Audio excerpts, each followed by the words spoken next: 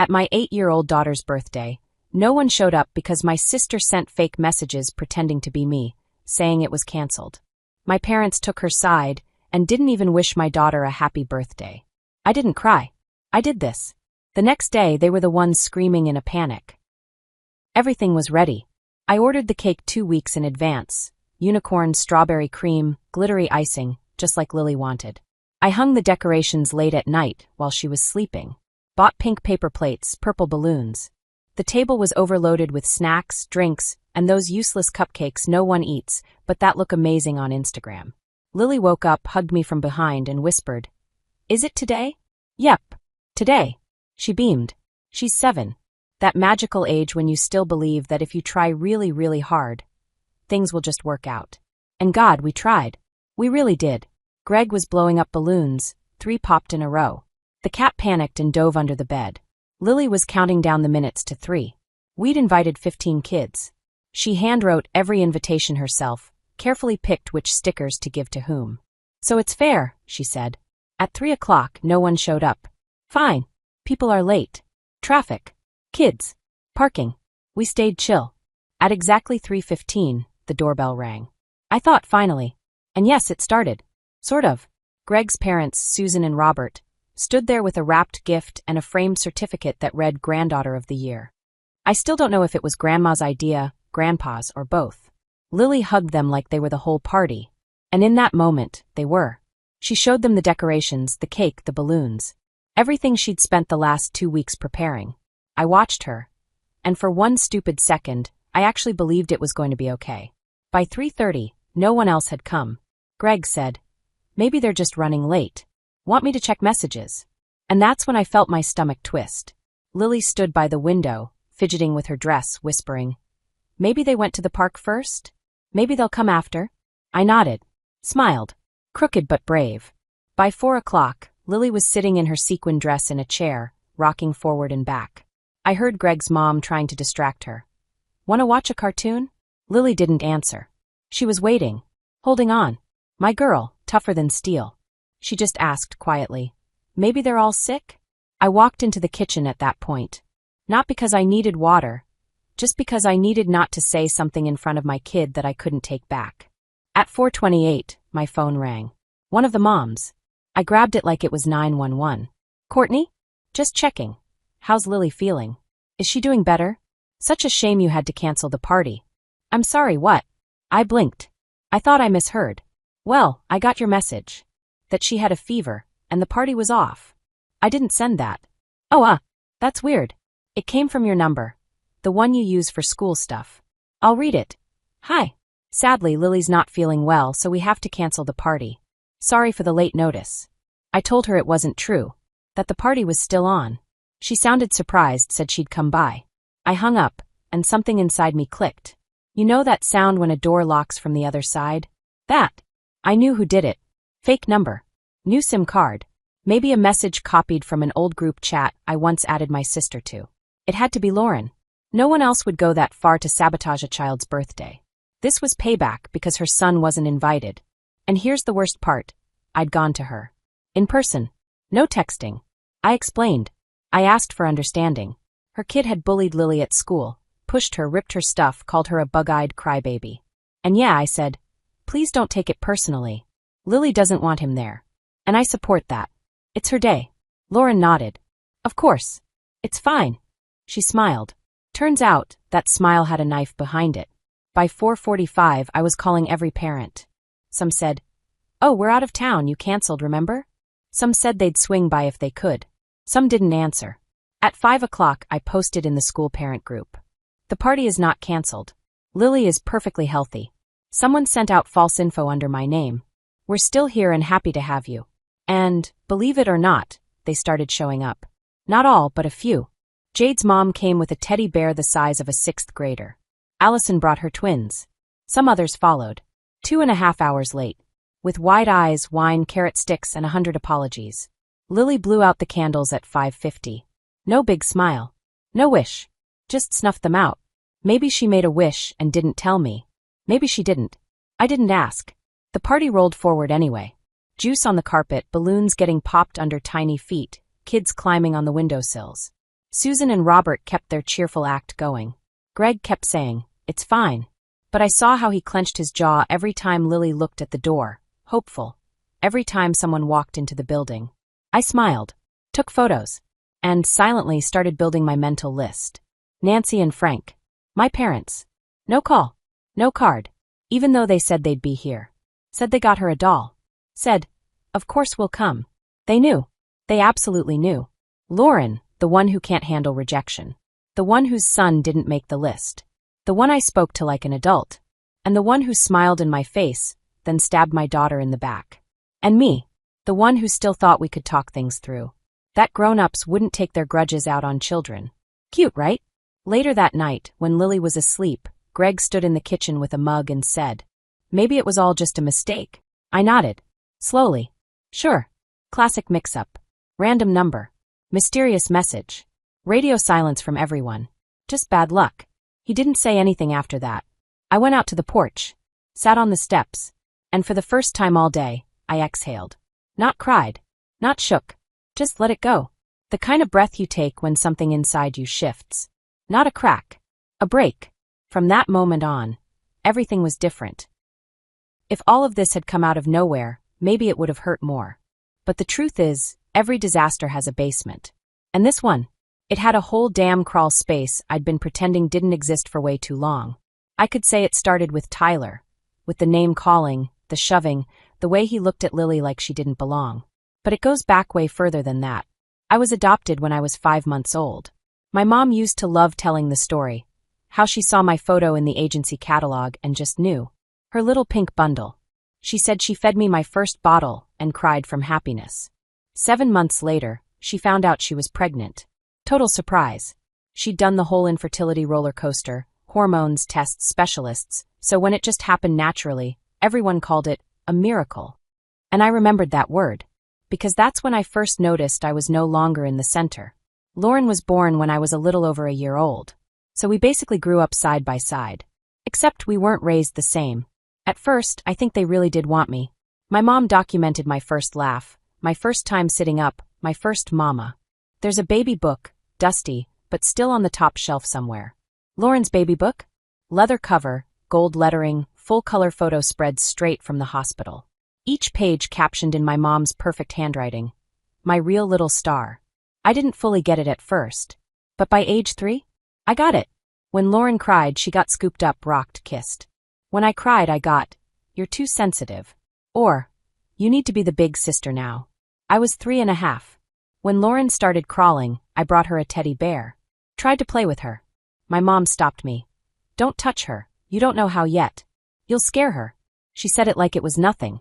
And from then on, it was always some variation of, "Don't interfere. Don't bother her. Give her the doll," she asked nicely. "Share your toy, she's smaller." I was still a child. Just not the child. School was an adventure. I tried to be the easy one. Straight A's. Dishes done. No talking back. Lauren? Torn homework, slammed doors, endless drama. But Mom would smile and say, "She's got a sensitive soul. She needs space." I didn't get space. I got expectations. When I came home with a perfect score, Mom would nod. "Well, you've always been a hard worker." Lauren got a B and it was, "Look at that. She did it on her own." So proud of her. I didn't get mad. I just stopped expecting praise. When I was 9, I overheard Mom on the phone. She was laughing. If I'd known I'd get pregnant, we never would have started that whole adoption circus. You have no idea how much time and money it took. Then a pause. And then, no, I don't regret it. It's just, it ended up feeling kind of unnecessary. I stood in the hallway barefoot in my bunny pajamas and realized I wasn't a blessing. I was a backup plan. Later, I asked my dad, "Did you really want me?" He looked at me like I was a utility bill. Not cruel. Just blank. "We took you in, didn't we? That means something, right?" I don't remember him ever hugging me. Years later, after college, I met Greg. He was the first person I didn't feel like I had to audition for. I could be weird, tired, sarcastic, he never flinched. And then we had Lily. My Lily. Bright, funny, soft-hearted. I didn't know I could love someone so hard it hurt. Which is why, when all this started happening, it didn't feel like a betrayal against me. It felt like an attack on her. Lauren's life didn't exactly go according to plan. Quick marriage, even quicker divorce. Then came Tyler. He's 9 now. Lily is 7. Same elementary school. At first, it seemed convenient. Then it turned into hell. Tyler started small, calling her a nerd, then a crybaby. Then it got mean. He ruined her pencil case. Pulled her hair. Once, he got a few boys to surround her in the hallway and push her around like it was a game. A teacher finally stepped in. Lily came home sobbing. It took everything in me to get the story out of her. I went to the school. Talked to the teachers. Talked to Lauren. Calmly. No drama. Just, can you talk to him, please? Lily's struggling. Lauren waved it off. They're just kids. Stop making it into a thing. One day Lily came home quiet again. This time she didn't cry, just sat on the edge of her bed like her soul had leaked out. Finally, she said, Tyler told me we're not family. That you're adopted, so I'm not really their anything. I froze.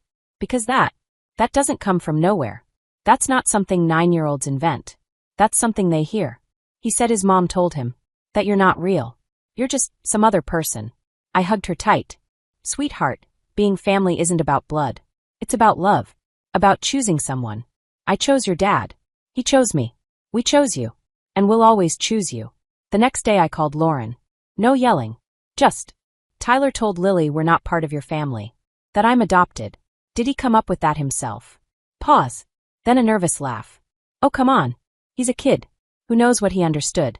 No one said that. You're being sensitive again. I told my parents too. Mom gasped like I'd accused her of arson. Where would he hear such a thing? We've always loved you like our own. I didn't answer. Because if I had, I might have started screaming. And honestly, Tyler's behavior wasn't random. Kids repeat what they hear. And if this was what he said out loud, God knows what else was whispered at home. Later, Lily said she didn't want him at her birthday party. I didn't hesitate. I told her I supported that. Fully. I went to Lauren. Face to face. Lily doesn't want Tyler there. He's been cruel to her. I'm not going to force her. Lauren listened. Nodded. No argument.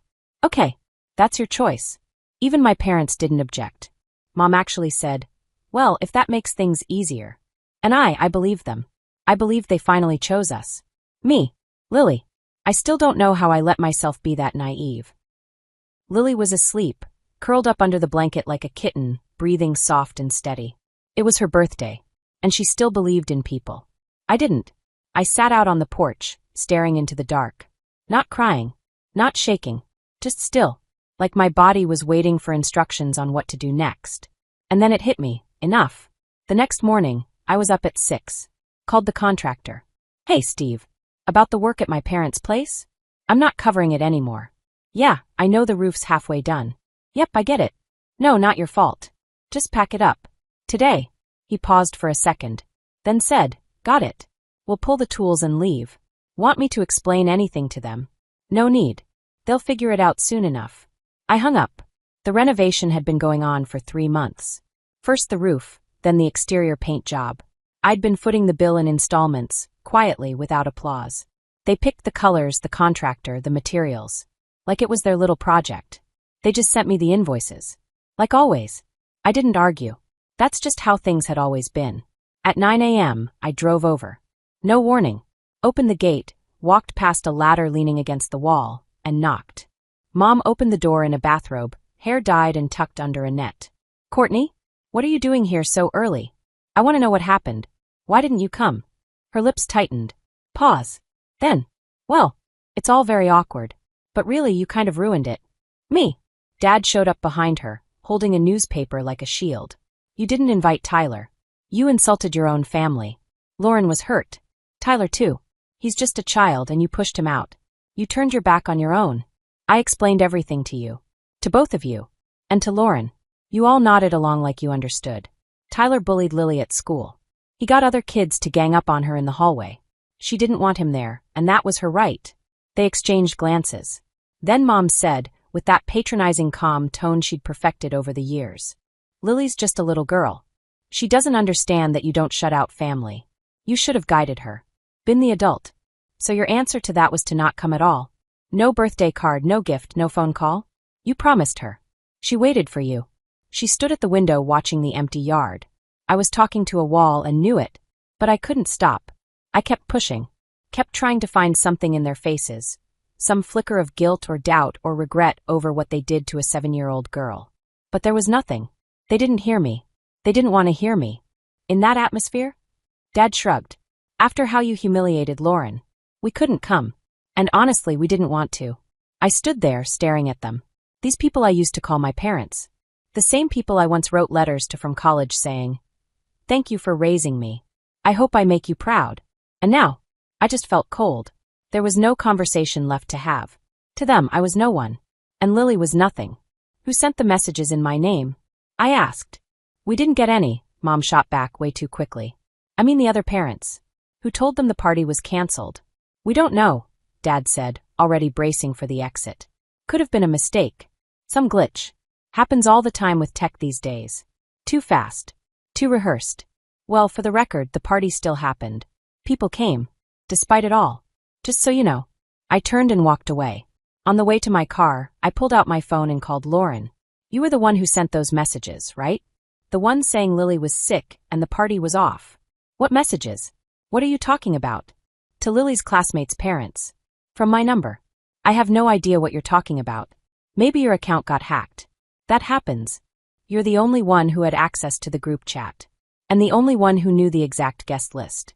I asked you to help, remember? And I did help, she snapped. Then you decided my son wasn't good enough for your little princess.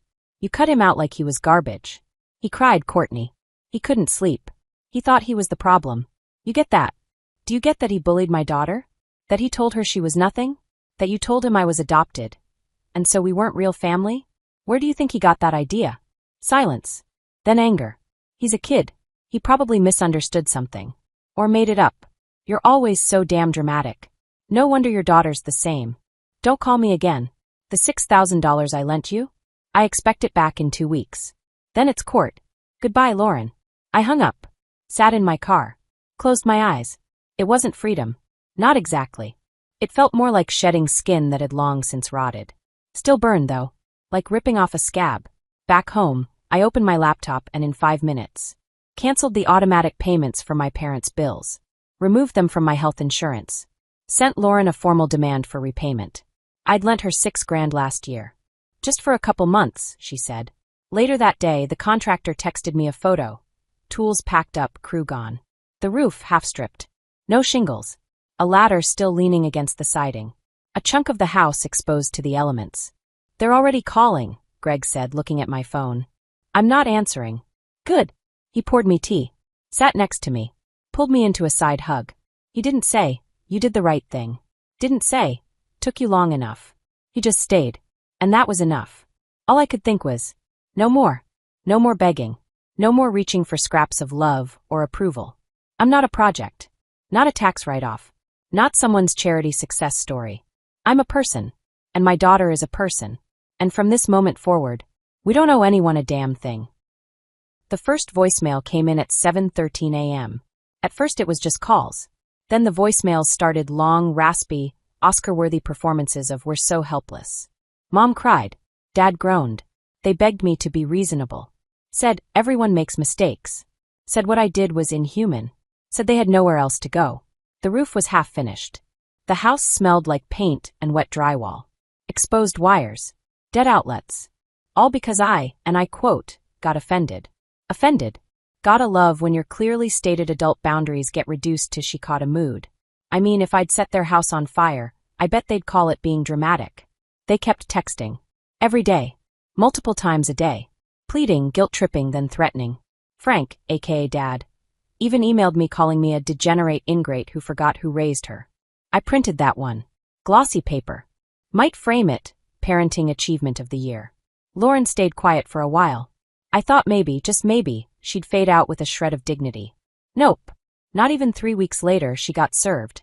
Not by accident. By me. Formal notice to repay the $6,000 she borrowed. With receipts. Bank transfers. Her handwritten IOU. Signature and all. She must have forgotten I'm not stupid. After that came the usual cycle. Calls, voicemails, passive-aggressive all-caps texts. Tone shifted from how could you to you'll die alone anyway. Bonus feature. A photo of Tyler crying with the caption, look what you did. Honestly? Maybe a licensed therapist should take a look at what she did. I didn't respond. Not because I'm above it. But because what's the point?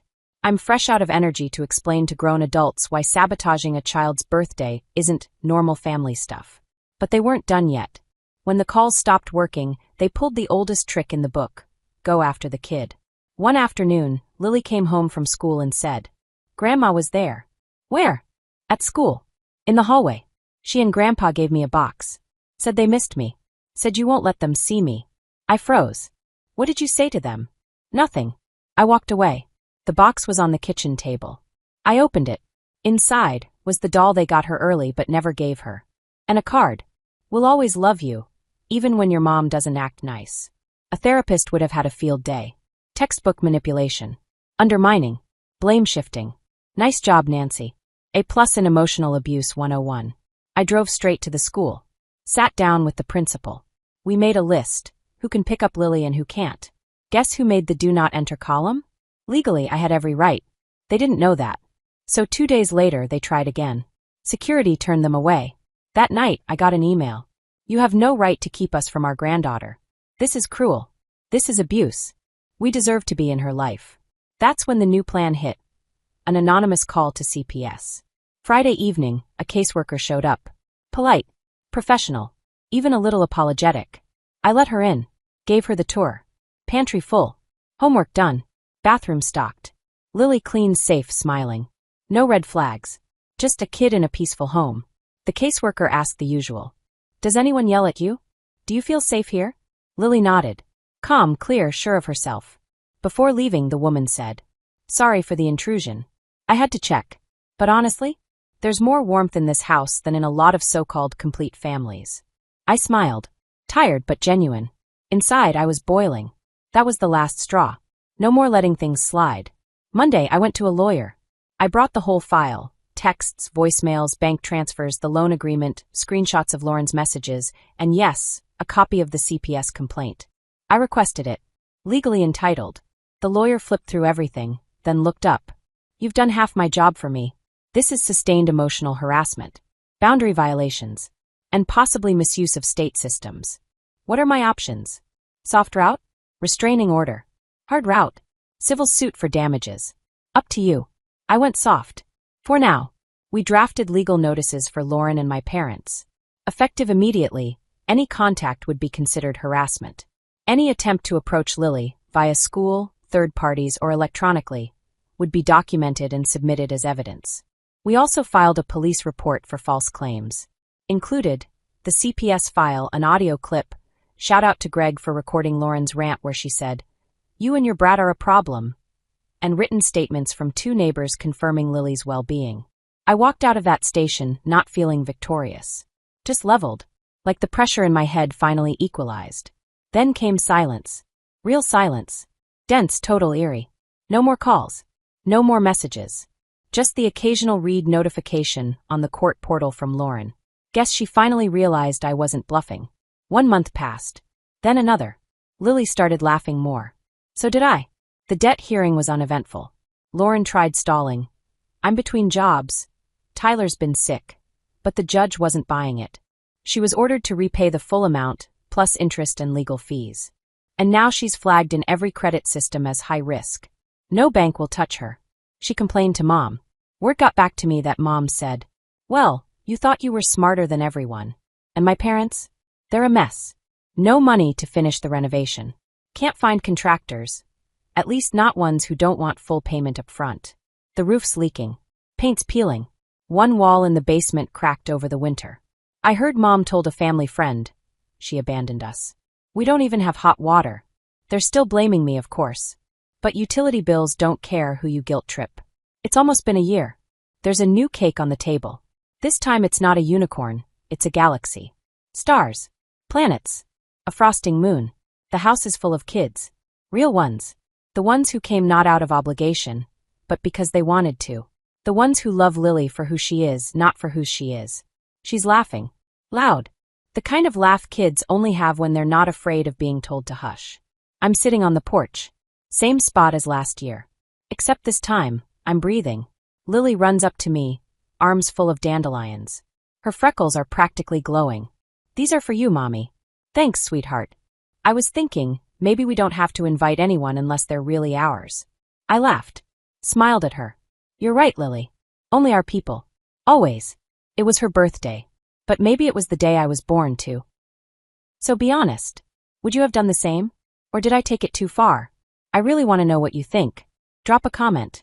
And if this story hit home, hit subscribe. It means more than you think to know you're out there. That you're listening.